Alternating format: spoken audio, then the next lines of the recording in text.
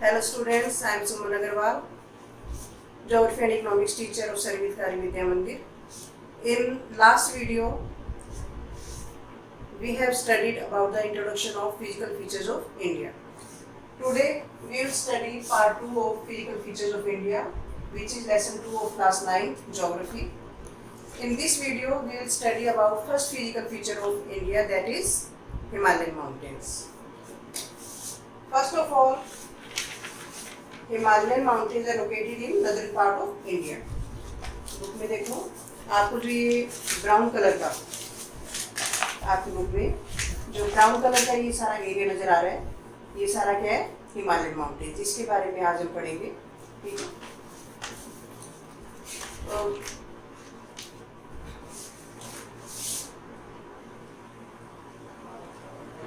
The Himalayan mountains,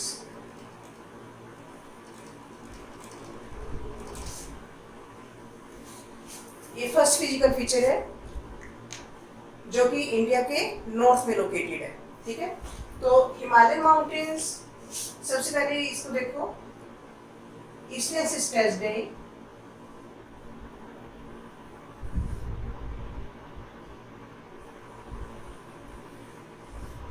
इसकी 3 ranges हैं, इनके बारे में हम स्टडी करेंगे।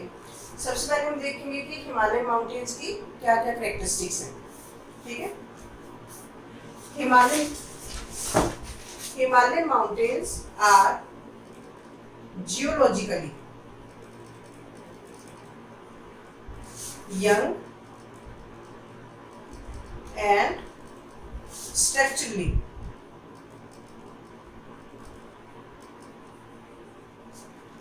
Fold mountains.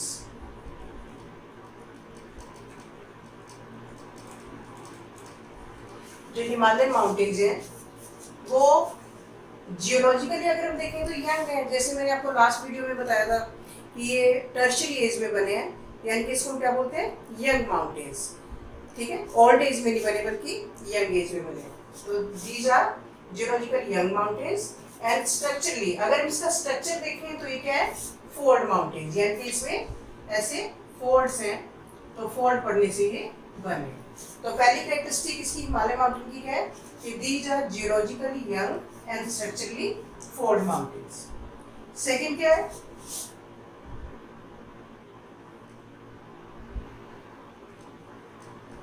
These stretch over northern border of India.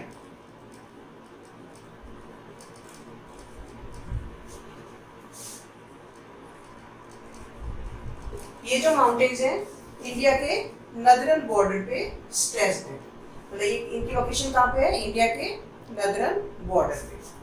तीसरी कैरेक्टरिस्टिक है runs in west east direction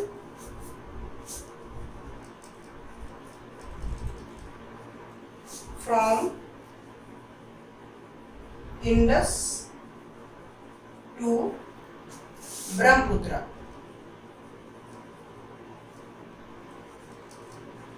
reverse, इधर इसके इंडस रिवर जाती है और इधर इसके ब्रह्मपुत्र रिवर जाती है, ठीक है।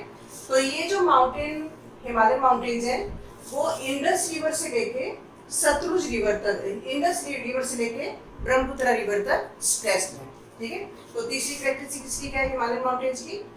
रन्स इन वेस्ट ईस्ट, मतलब वेस्ट से ईस्ट डायरेक्शन की तरफ ये फैले हुए हैं and from Indus to Brahmaputra river. ये ब्रह्मपुत्र, ये इंडस रिवर है और ये ब्रह्मपुत्र रिवर। फोर्थ क्या है? These are loftiest and rugged mountains.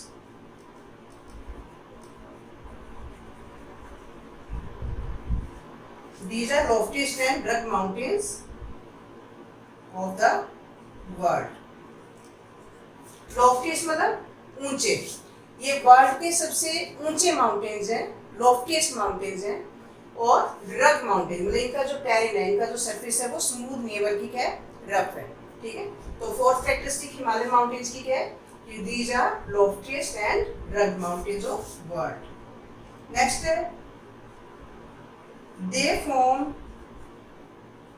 an arc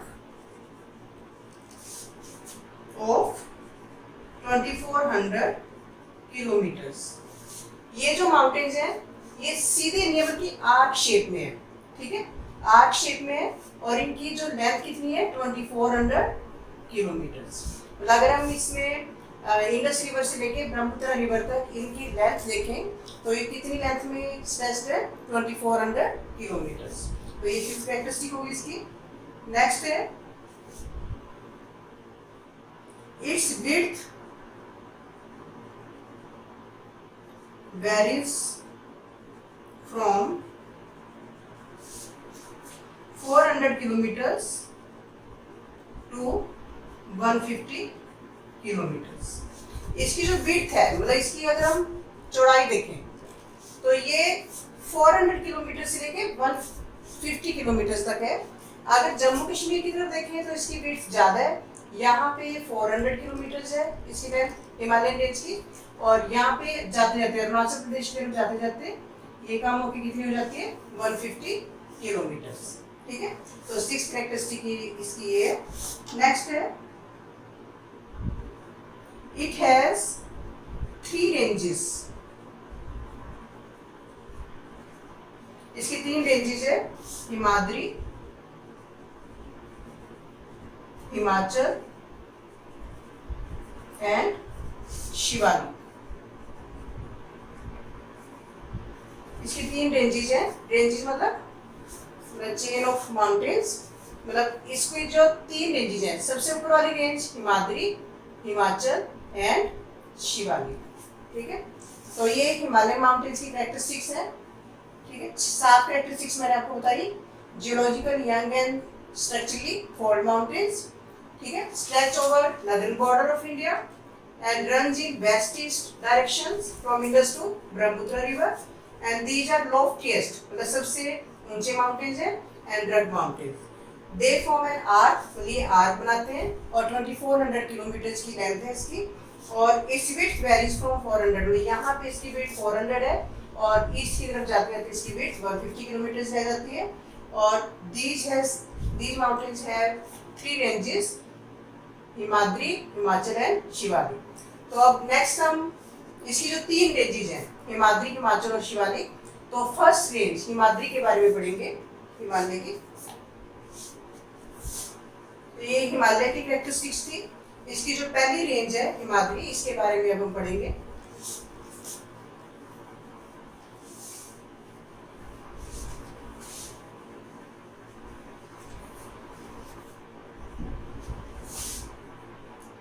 Himadri, इसके और भी नाम है। हिमाद्री के 2 और नाम हैं।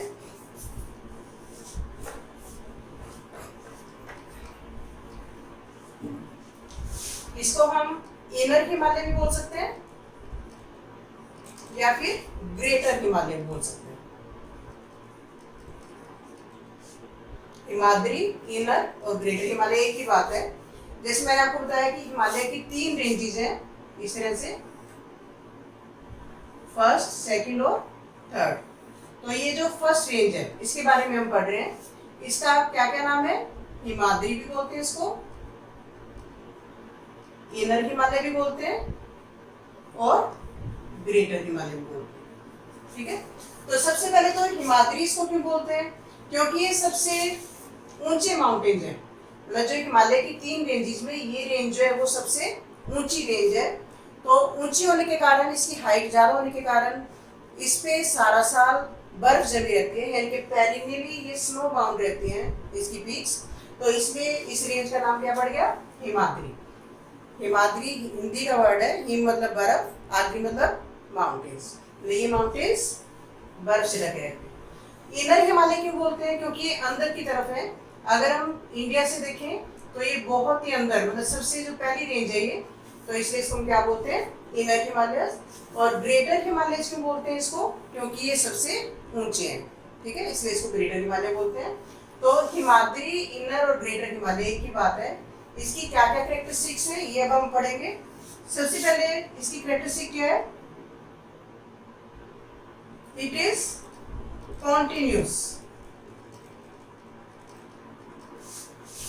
रेंज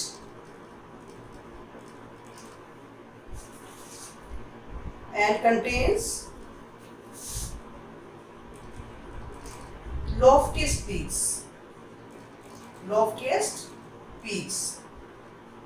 ये जो रेंज है मतलब जो हिमाद्री है वो कॉन्टिन्यूस है, इसमें कोई जैसे कि कोई इसमें टूटी नहीं हुई, कॉन्टिन्यूस रेंज है, मतलब कॉन्टिन्यूसली इसकी माउंटेन की ऐसे रेंज है, इसमें कोई गैप नहीं है।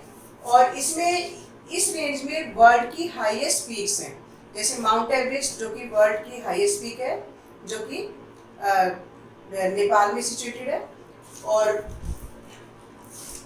जो कंचनजंगा जो कि सिक्किम में सिचुएटेड है, ये वर्ल्ड की जो माउंट एवरेस्ट से जो हाईएस्ट पीक है वर्ल्ड की वो भी इसी रेंज में है, और जो इंडिया की हाईएस्ट पीक है कंचनजंगा वो भी इसी रेंज में सिचुएटेड है।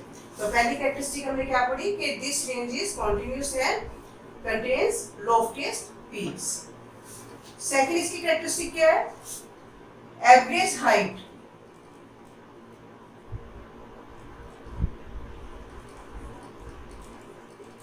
Is 6000 metres. इस रेंज की जो एवरेज हाइट है वो कितनी है? 6000 मीटर्स। तीसरी कैरेक्टरिस्टिक है इसकी,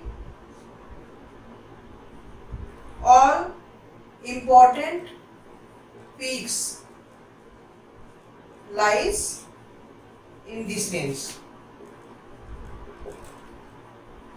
वर्ल्ड की जो जितनी भी इंपॉर्टेंट पीक्स हैं वो इसी रेंज में सिचुएटेड है। नेक्स्ट है जैसे कि mount Everest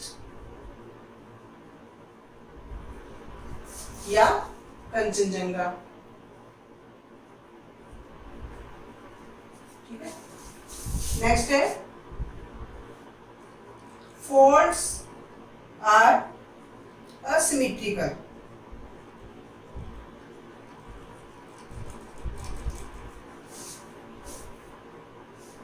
and core is made from